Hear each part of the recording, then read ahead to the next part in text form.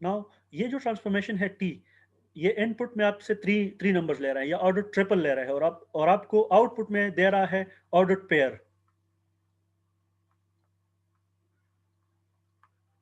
ये आपको रिटर्न में ऑर्डर पेयर दे रहा है। तो इस ट्रांसफॉर्मेशन ने क्या कर लिया, एक 3D वेक्टर को ट्रांसफॉर्म कर लिया 2D वेक्टर में। तो ये इस किस्म का ट्रांसफॉर्मेशन है।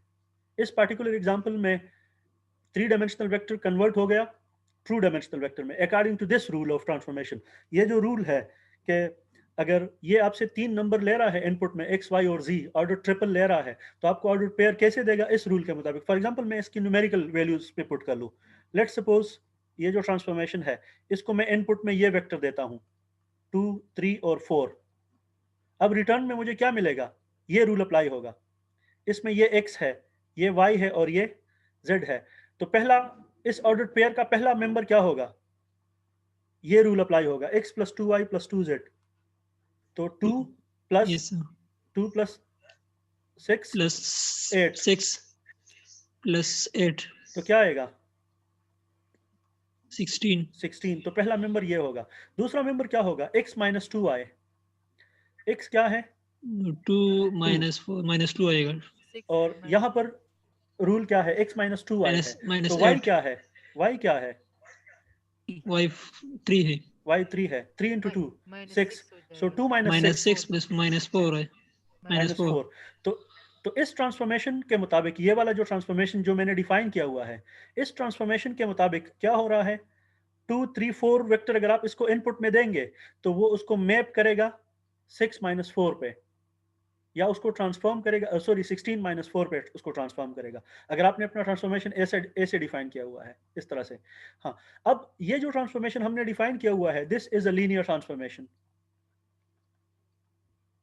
और जो लीनियर ट्रांसफॉर्मेशन के कंडीशन है, वो आप इस पे लगा के देख सकते हैं। इसके अंदर कोई स्क्वायर नहीं है। देख लें, x का पावर 1 है, y का पावर 1 है, z का पावर 1 है, और साथ में इसके साथ कांस्टेंट मल्टीप्लाई हुए हैं। इसका कोफिशिएंट 1 है, इसका 2 है और इसका 2 है। तो ये जो पूरा डेफिनेशन है, this definition is actually a linear combination of these 3 numbers.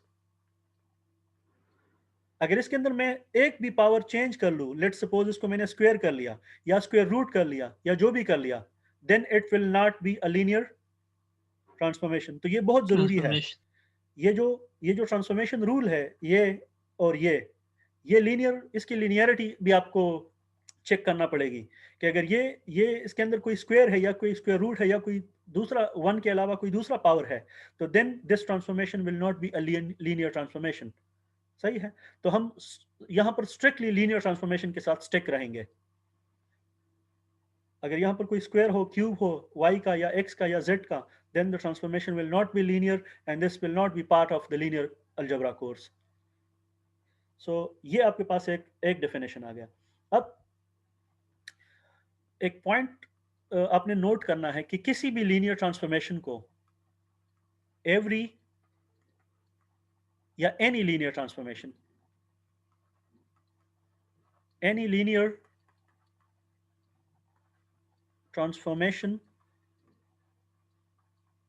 can be represented by a matrix.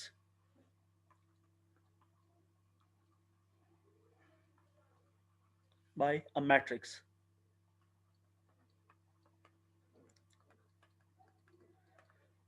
हर एक ट्रांसफॉर्मेशन के करस्पॉन्डिंग एक मैट्रिक्स होता है। फॉर एग्जांपल आप इसको ले लें,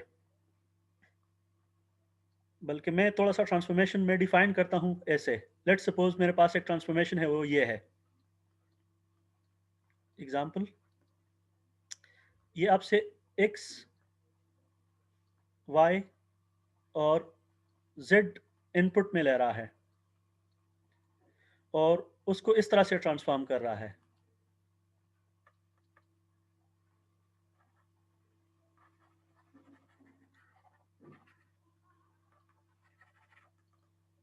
What has happened?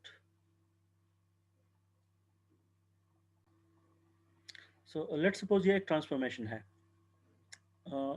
आपसे एक 3D वेक्टर इनपुट में ले रहा है,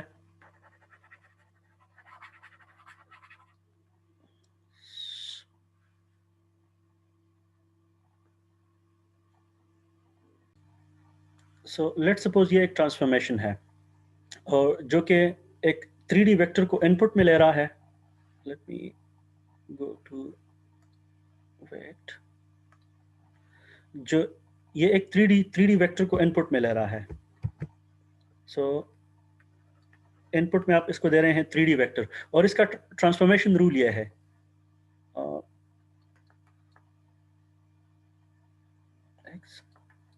ये बिल्कुल सिंपली मैंने इसको डिफाइन किया है.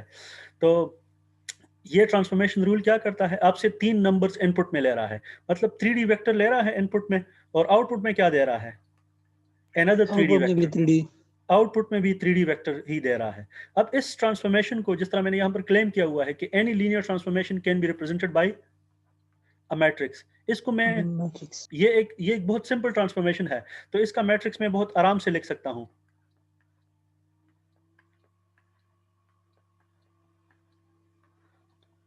ये वाला जो मैट्रिक्स है ये मेरे ट्रांसफॉर्मेशन को रिप्रेजेंट करता है. आप इसको कोई भी 3 डायमेंशनल वेक्टर दे दें, वो आउटपुट में आपको इस तरह का मैट्रिक्स देगा. फॉर एग्जांपल मैं इसको ये वेक्टर देता हूं इनपुट में. ये मल्टीप्लिकेशन आप कर ले जरा, आउटपुट में आपको ये आंसर मिलेगा.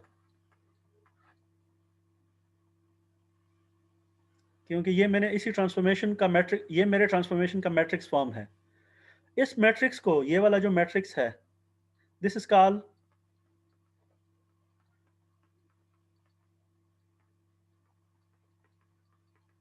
Projection matrix. ये प्रोजेक्शन मैट्रिक्स क्या कर रहा है, ये आपके 3 डायमेंशनल वेक्टर को इनपुट में लेता है और उसको एक्स एक्सिस के ऊपर प्रोजेक्ट कर रहा है. देखें, ये एक्स कंपोनेंट है वेक्टर का, ये वाई कंपोनेंट है और ये जेड कंपोनेंट है. तो जब आप इसके ऊपर ये मैट्रिक्स लगाते हैं इस वेक्टर के ऊपर या किसी भी वेक्टर के ऊपर, जब आप ये ट्रांसफॉर्मेशन चलाते हैं तो ये ट्रांसफॉर्मेशन आपके वेक्टर को ट्रांसफॉर्म कर लेता है. किस तरह से, अकॉर्डिंग टू दिस रूल. और आपको जो आउटपुट में वेक्टर मिल रहा है वो आपका एक्स एक्सिस के ऊपर ट्रांसफॉर्म हुआ है. तो ये प्रोजेक्ट कर रहा है एक्स एक्सिस के ऊपर. अगर ये ट्रांसफॉर्मेशन में चेंज कर लूं, लेट सपोज इसको देख लें, फिर ये मैट्रिक्स किस तरह का होगा, anybody?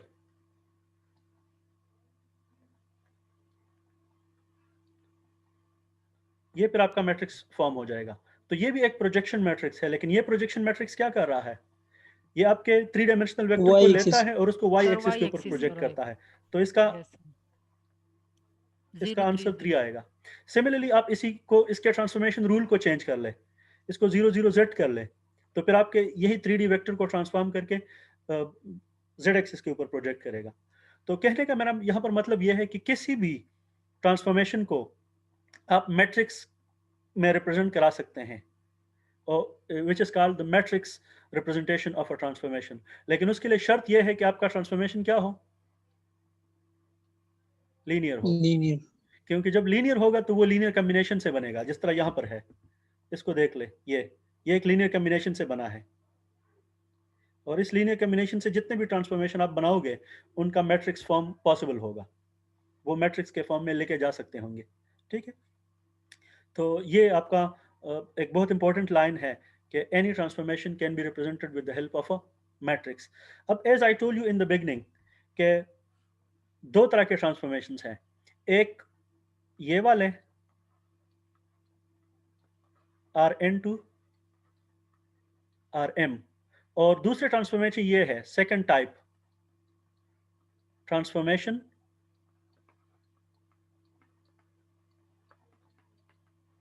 within the same vector space, within the same linear vector space. अब ये वाले जो ट्रांसफॉर्मेशंस है, these are very very important from the perspective of quantum mechanics. Quantum mechanics में यूजुअली जितने भी ट्रांसफॉर्मेशन आप करते हैं तो वो आप with in the same Hilbert space करते हैं, आप दूसरे स्पेस में यूजुअली नहीं जाते, with in the same space रहते हुए आप ट्रांसफॉर्मेशन करते हैं. तो इस किस्म के जो ट्रांसफॉर्मेशन है उनका जनरल रिप्रेजेंटेशन ये होता है Rn टू Rn. आप एक स्पेस के वेक्टर को लेके उसी स्पेस के वेक्टर में ही ट्रांसफॉर्म करते हैं. सो फॉर एग्जांपल ये मेरे पास एक ट्रांसफॉर्मेशन है, इसका इनपुट क्या है? Two dimensional 2D space. 2D 2D space के वेक्टर को लेता है और उसको ट्रांसफॉर्म करता है 2D के किसी दूसरे वेक्टर में, तो वो इस तरह से ट्रांसफॉर्म करता है। लेट्स सपोज, अब आप देख लीजिए, एक बहुत सिंपल किस्म का ट्रांसफॉर्मेशन है। यहां पर क्या हो रहा है? ये ट्रांसफॉर्मेशन क्या कर रहा है? ये इनपुट में ले रहा है आपके पास ऑर्डर्ड पेयर, 2D वेक्टर लेता है, और आउटपुट क्या देता है? आउटपुट भी 2D देता आउटपुट है। भी 2D वेक्टर ही देता है। अब इस तरह इस ट्रांसफॉर्मेशन को भी मैं मैट्रिक्स के फॉर्म में लिख सकता हूं। इसका मैट्रिक्स फॉर्म ये होगा,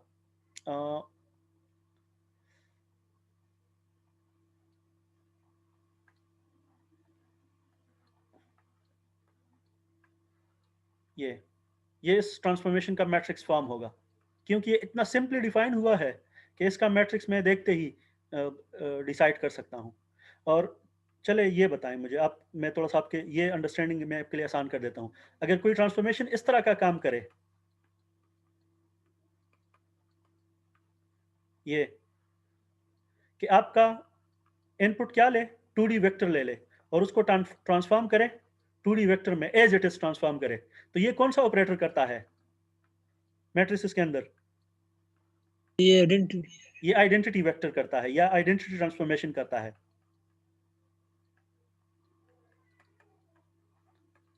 तो ये वेक्टर क्या कर, ये मैट्रिक्स क्या कर रहा है? अगर आप इसको इनपुट में कोई भी वेक्टर दोगे 2D का, तो ये आपको रिटर्न में वेक्टर उसी तरह ही देगा। लेकिन अगर मैं ये वाला लूँ, ये वाला ये ट्रांसफॉर्मेशन अगर मैं डिफाइन करूं कि मुझे इनपुट में मैं x और y दूंगा और आउटपुट में मुझे 2x और 2y मिले, तो उसका मैट्रिक्स फॉर्म ये होगा, ये वाला। और अब आप इसको कोई सा भी vector they they, let's suppose मैं इसको वेक्टर देता हूं, लेट्स से मैं वेक्टर देता हूं, let's say this is, let's say 3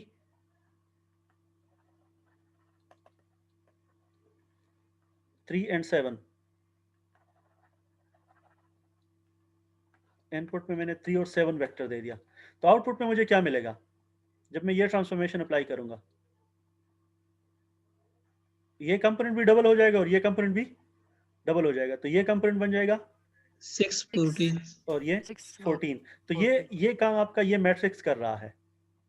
तो इस ट्रांसफॉर्मेशन को हमने मैट्रिक्स के फॉर्म में लिख लिया, और ये ट्रांसफॉर्मेशन 2D स्पेस के वेक्टर को लेकर 2D स्पेस में ही ट्रांसफॉर्म कर रहा है। सिमिलरली ये ट्रांसफॉर्मेशन भी 2D के वेक्टर को इनपुट में लेता है और उसको 2D में ट्रांसफॉर्म कर देता है। तो इस तरह के ट्रांसफॉर्मेशन जो with in the same vector space आपके वेक्टर को ट्रांसफॉर्म कर लेते हैं, मतलब डायमेंशन चेंज नहीं करते होता उसमें, उसी वेक्टर स्पेस के वेक्टर को लेकर कोई नया वेक्टर आपको देते हैं, उसी स्पेस का मेंबर आपको देते हैं। तो इस तरह के ट्रांसफॉर्मेशन को इस रूल से रिप्रेजेंट किया जाता है इन जनरल, और इसको कहा जाता है transformation with in the same vector space. अब इसमें बहुत सारे इंपॉर्टेंट ट्रांसफॉर्मेशंस हैं। Important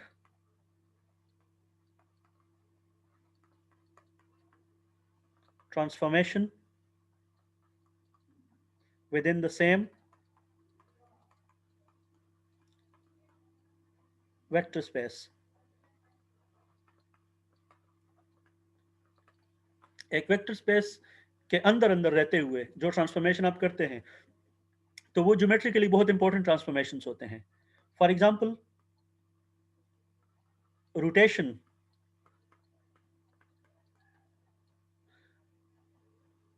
rotation is a kind of a transformation, या रोटेशन मैट्रिसेस आपने नाम सुना होगा।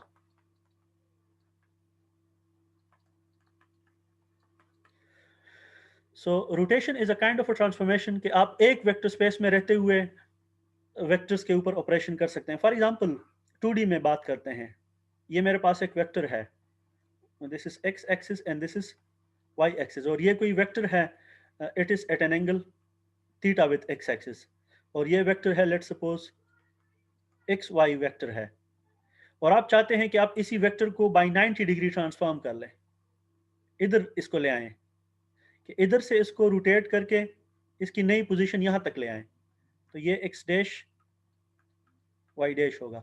इस प्रोसेस को करने के लिए आप जो मैट्रिक्स अप्लाई करते हैं उसको कहा जाता है रोटेशन मैट्रिक्स। और इस रोटेशन मैट्रिक्स की प्रॉपर्टी क्या होगी? इसकी प्रॉपर्टी ये होती है कि ये आपके वेक्टर के मैग्नीट्यूड को चेंज नहीं करता, मैग्नीट्यूड वही रहता है, लेकिन सिर्फ उसका डायरेक्शन चेंज हो जाता डायरेक्शन है। चेंज हो जस्ट। और इस तरह का जो मैट्रिक्स है उसको यूजुअली उसकी रिप्रेजेंटेशन ये है,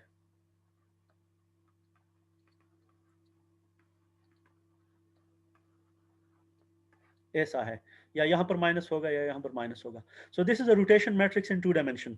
इसके अंदर अगर आप कहें कि मैं 90 डिग्री पे रोटेशन करना चाहता हूँ, तो ये वैल्यूज इसमें पुट कर लें। cos 90 क्या होगा? 0 sin 90 क्या होगा? minus और 1 ये 1 और cos।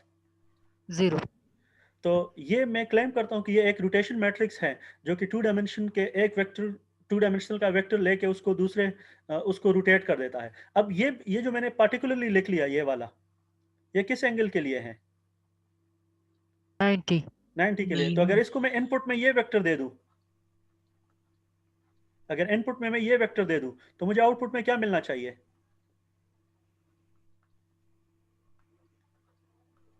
0 क्योंकि आई यूनिट वेक्टर इस 0 डायरेक्शन में होता है, यस सर तो आई को अगर आप घुमा दे 90 डिग्री तो वो जे बनेगा। हाँ, यहाँ पर मे बी कि मैंने कोई माइनस साइन का मिस्टेक किया हो, ये यहाँ पर भी आ सकता है और यहाँ पर भी आ सकता है, ये डिफरेंट ट्रांसफॉर्मेशन रिप्रेजेंट कराता है। We will see this. तो चले इसको मैं अप्लाई करके ज़रा देखता हूँ कि 0 -1 1 0, अगर इसको मैं आई यूनिट वेक्टर के ऊपर अप्लाई कर लूँ जो कि ये है, तो मल्टीप्लाई कर ले ज़रा इन दोनों को।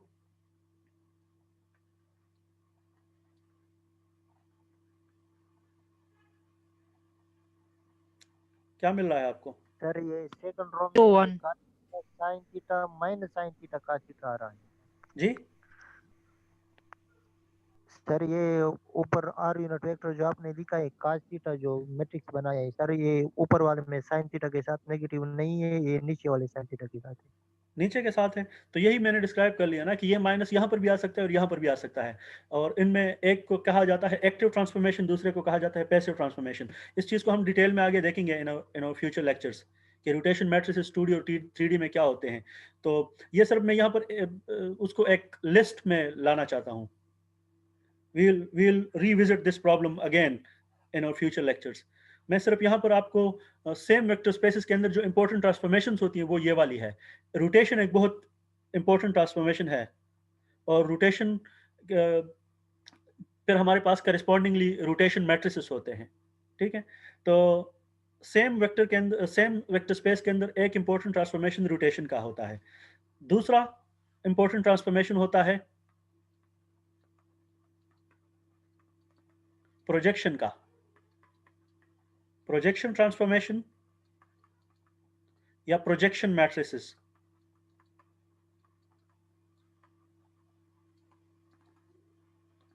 तो ये मैट्रिसेस क्या करते हैं?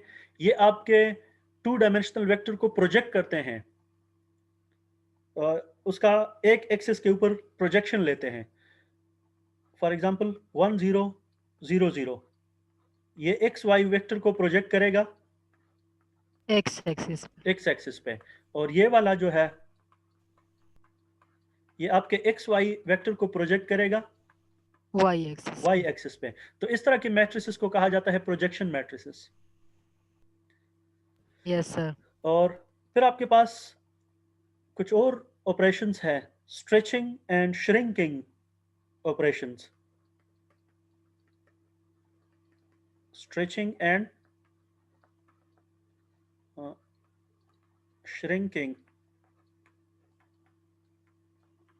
ऑपरेशंस। ऐसे भी मैट्रिसेस हैं कि वो आपके वेक्टर के मैग्नीट्यूड को चेंज ना करें, बल्कि उसके डायरेक्शन, वेक्टर के डायरेक्शन को चेंज ना करें, सिर्फ उसके मैग्नीट्यूड को कम और ज़्यादा करें। फॉर एग्जांपल एक वेक्टर ये है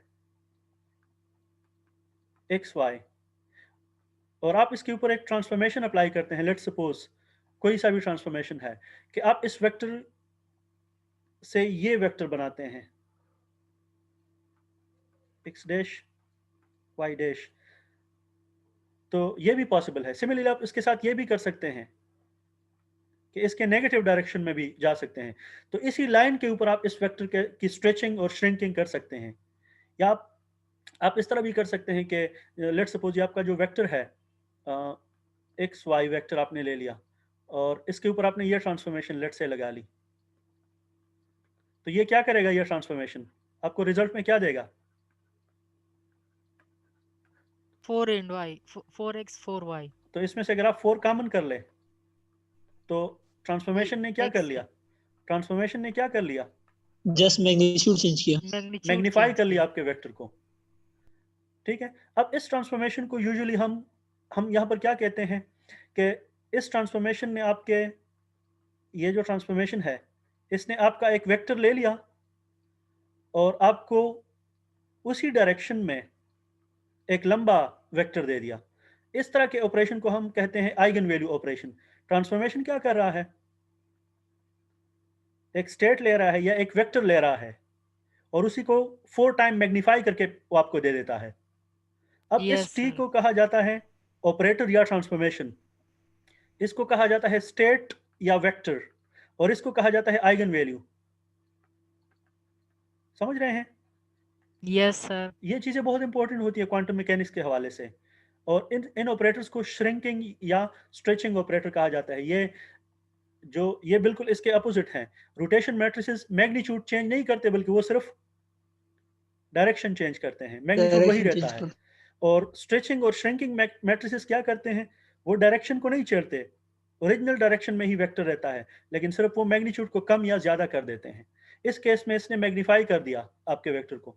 अगर कोई वेक्टर इस तरह से करता है, कोई ट्रांसफॉर्मेशन ये करता है, अगर लेट्स सपोज 2D के अंदर, इससे क्या रिजल्ट बनेगा? X by 2, y by 2. यहाँ पर क्या हो रहा है? श्रिंकिंग हो रहा है, यहाँ पर श्रिंकिंग हो रहा है। ये जो ऑपरेटर है By factor. ये क्या कर रहा है? ये आपके वेक्टर को कम कर रहा है. उसके मैग्नीट्यूड को हाफ बना रहा है। और ये भी एक आइगन वैल्यू ट्रांसफॉर्मेशन है। इसके अंदर ये क्या है? ये ऑपरेटर है, ऑपरेटर है, ये स्टेट है या वेक्टर है या Function. फंक्शन है, जो भी आप इसको कह ले। ये चीज क्या है? Eigen value. Eigen value. और यही फिर से आपको अपना स्टेट फिर से State या मिल रहा है। function दे रहे हैं. Yes, sir. तो क्वांटम मैकेनिक्स के अंदर ये आपके फेमस ऑपरेशंस हैं: प्रोजेक्शन ऑपरेटर, रोटेशन ऑपरेटर और स्ट्रेचिंग एंड श्रिंकिंग ऑपरेटर्स। तो इन और फ्यूचर लेक्चर्स हम इन तीनों के साथ ज़्यादा डील करेंगे कि ऑर्थोगोनल या ट्रांसफॉर्मेशन रोटेशन मैट्रिसेस क्या होते हैं, फिर प्रोजेक्शन मैट्रिसेस क्या हैं, फिर आइगन वैल्यू और आइगन वेक्टर्स क्या होते हैं। हर एक मैट्रिक्स के आइगन वैल्यू और आइगन वेक्टर्स आप फाइंड कर सकते हैं, तो वो हम बाद में देखेंगे। तो अब इस डिस्कशन का जो बॉटम लाइन है, जो समरी है, वो ये है कि every operator can be represented by every operator, या इसके साथ लिख लें, ये लाजमी है, every linear operator can be represented by a matrix. हर एक ऑपरेटर को आप मैट्रिक्स के से रिप्रेजेंट करा सकते हैं। तो और ये हमने बहुत सारी एग्जांपल यहाँ पर देख ली है। अब हमने ये एग्जांपल्स, ऐसी एग्जांपल देखी है जिसमें ऑपरेशन बहुत सिंपल हो रहा है, जो आप देखते ही मैट्रिक्स बना सकते हैं। समझ रहे हैं बात या नहीं? Yes, sir. sir. लेकिन हम कुछ ऐसे जनरली हम किसी ट्रांसफॉर्मेशन का मैट्रिक्स कैसे बनाएंगे? तो ये एक नेक्स्ट क्वेश्चन है कि हमारे पास जो ट्रांसफॉर्मेशंस हैं, ये तो हमने बिल्कुल सिंपल वाले ट्रांसफॉर्मेशन देख लिए। तो जनरली हम ट्रांसफॉर्मेशन के करस्पॉन्डिंग मैट्रिसेस कैसे बनाते हैं, ये एक क्वेश्चन